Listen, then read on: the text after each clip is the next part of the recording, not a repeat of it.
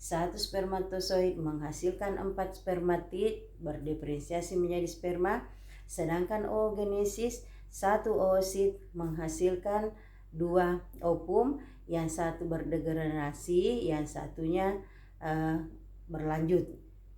Intinya satu oosit menghasilkan satu ovum.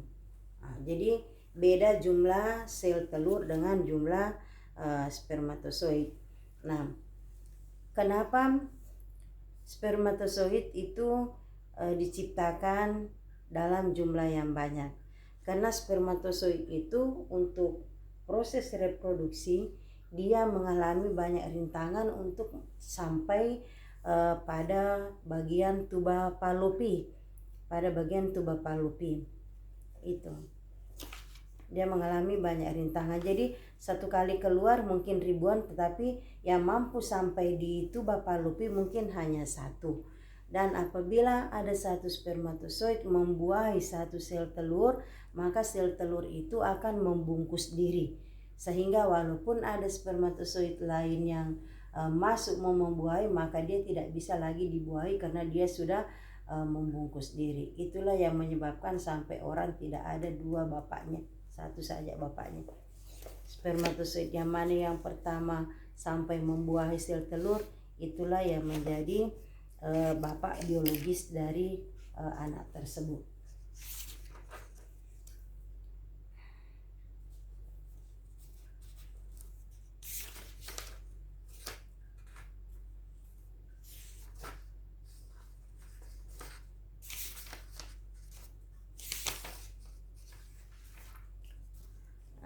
Sebelum ibu mengakhiri, ibu ulangi kembali, merangkum kembali apa yang sudah ibu jelaskan dari awal mengenai reproduksi pada manusia.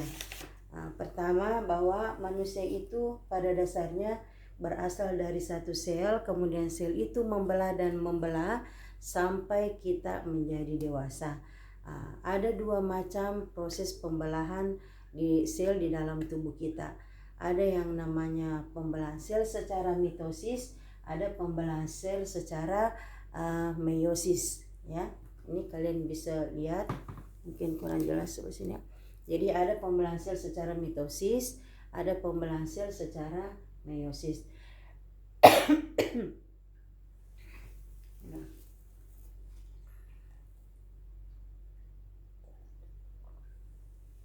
Pembelahan sel secara mitosis itu terjadi pada sel tubuh. Terjadi pada sel tubuh yang salah satu fungsinya adalah untuk mengganti sel-sel tubuh yang rusak dan untuk pertumbuhan. Kemudian fase-fase dari sel mitosis itu, pembelahan sel secara mitosis itu profase, metafase, anafase, dan telofase. Tidak ada fase istirahat pada mitosis karena hanya satu kali pembelahan saja. Sedangkan pada meiosis itu terjadi pada pembelahan sel-sel kelamin, ya. Itu terjadi dua kali fase. Jadi fase pertama profase 1, metafase 1, anafase 1, telofase 1, kemudian interfase, ada fase istirahat. Setelah itu lanjut fase kedua, yaitu profase 2, metafase 2, anafase 2, dan telofase 2. Kemudian meiosis menghasilkan 4 sel anakan yang bersifat haploid atau sifat yang setengah dari sel induknya. Sedangkan kalau mitosis tadi itu menghasilkan 2 sel anakan yang sifatnya diploid yang identik dengan induknya. Kemudian kita lanjut, organ-organ reproduksi pada pria terdiri dari vas deferens, uretra, penis, skrotum, testis, epididymis, kelenjar chopper atau bulburetra, kemudian kelenjar prostat, dan vesikula seminalis. Ya. Kemudian proses pembelahan, proses pembentukan sel sperma pada laki-laki itu disebut dengan spermatogenesis. Spermatogenesis menghasilkan spermatosit. Spermatosit ini mengalami pembelahan sel secara meiosis, menghasilkan 4 sel anakan yang disebut dengan spermatid. spermatid ini yang akan berdiferensiasi mengalami perubahan bentuk menjadi sel sperma. Ya. Nah, sekarang kita lanjut ke alat atau organ reproduksi wanita. Organ reproduksi wanita terdiri dari apa tadi? Kita lihat ada ovarium, tuba fallopi, infundibulum, uterus atau rahim, kemudian endometrium, kemudian vagina, kemudian cervix. Dan proses pembentukan sel ovum pada wanita itu disebut dengan istilah oogenesis. Oogenesis itu menghasilkan oosit, di mana oosit ini membelah menjadi dua, satu menjadi ovum, yang satunya menjadi polosit. Polosit ini akan hancur dengan sendirinya keluar bersama dengan darah menstruasi. Menstruasi pada wanita terjadi setiap 28 hari dan proses pematangan sel telur itu tidak bersamaan antara ovum sebelah kiri dengan ovum sebelah kanan. Kemudian apalagi tadi proses proses terjadinya menstruasi ya. Proses terjadinya menstruasi itu setiap 28 hari ovarium itu menghasilkan sel telur atau ovum yang nantinya keluar dari ovarium itu ditangkap oleh infundibulum atau biasa disebut juga dengan fimbria, kemudian dibawa ke tuba fallopi. Kemudian apabila tidak ada sperma yang membuahi ovum ini, maka dia turun ke rahim bersama dengan penebalan sel-sel darah di dinding rahim itu, dia hancur keluar menjadi darah menstruasi. Tapi apabila ada sperma yang membuahi pada tubuh ovum pada tuba fallopi tadi itu, maka dia akan turun di rahim dan tumbuh kembang menjadi bayi selama 9 bulan 10 hari, kemudian siap untuk dilahirkan. Ya.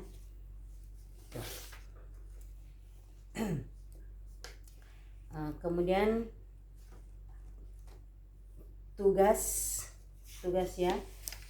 untuk bab 1 ini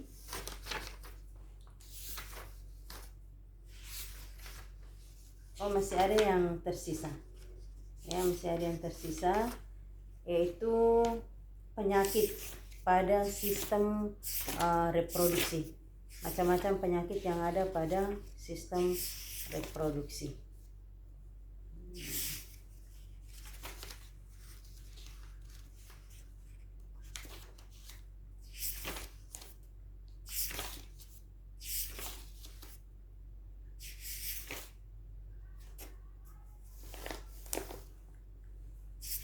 Penyakit pada sistem reproduksi.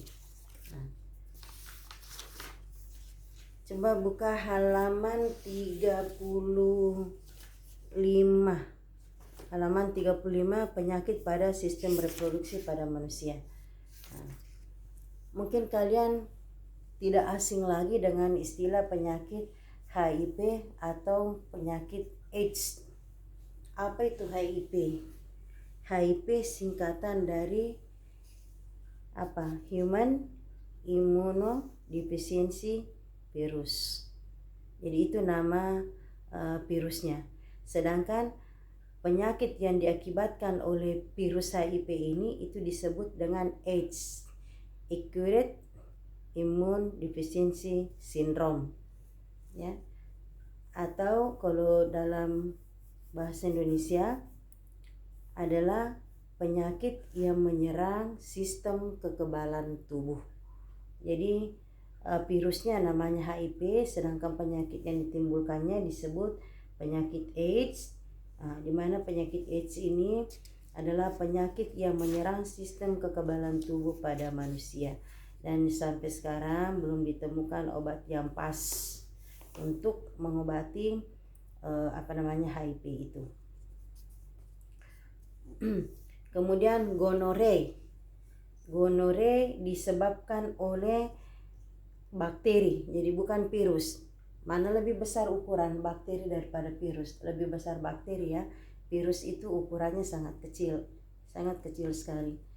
Jadi gonore itu disebabkan oleh bakteri yang disebut Neisseria gonorrhoeae ya.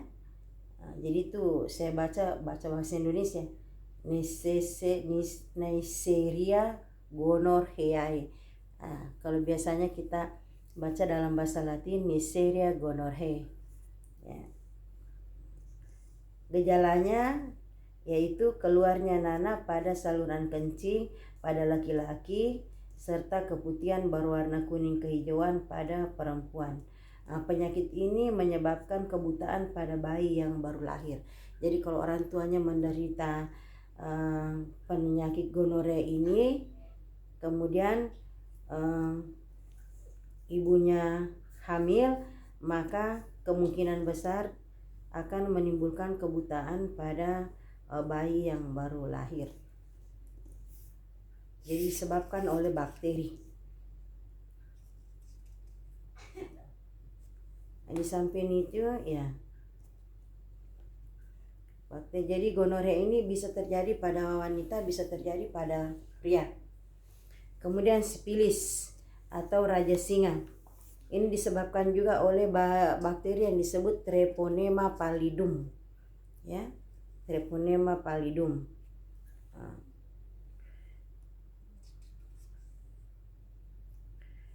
Treponema pallidum ini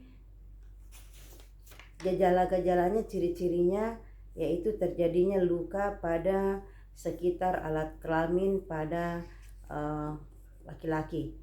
Jadi sifilis atau raja singa ini terjadi pada laki-laki. Apa efeknya atau dampaknya ya, bisa menimbulkan kerusakan pada organ tersebut. Kemudian yang ketiga, herpes simplex genitalis ya. Herpes simplex genitalis ini disebabkan oleh virus herpes simplex tipe 2. Ini biasanya menyerang kulit di daerah genitalia luar, anus dan vagina. Berarti bisa terjadi pada pria, bisa terjadi pada wanita.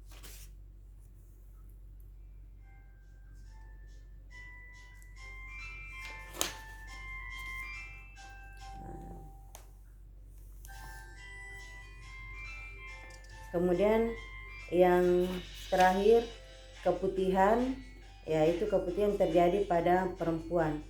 Ciri-cirinya cairan berwarna putih kekuningan atau putih keabu-abuan. Tapi apabila cairan ini berubah menjadi berwarna hijau, maka akan menyebabkan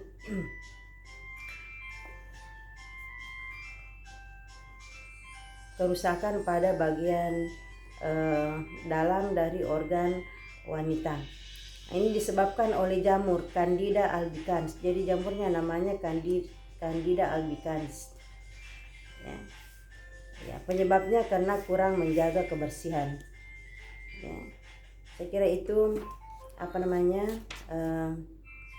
penyakit-penyakit yang ada pada wanita dan pada laki-laki ya, yang menyerang organ reproduksi.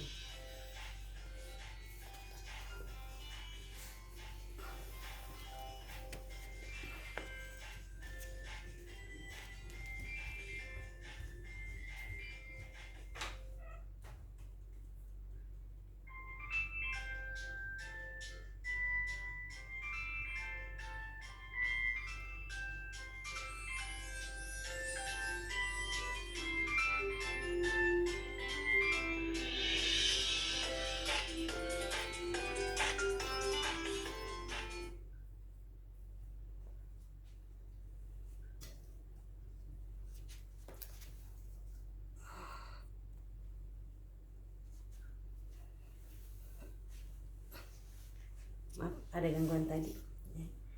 Jadi saya kira untuk pertemuan kali ini cukup sekian.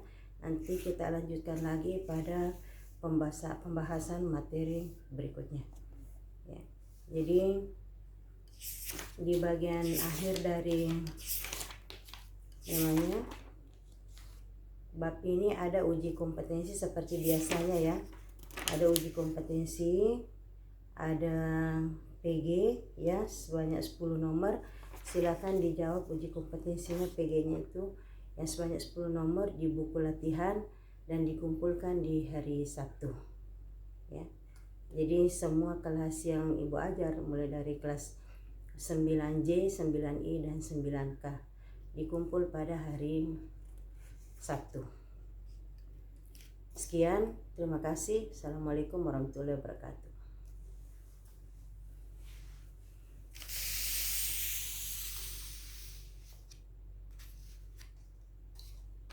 Siapa yang bakal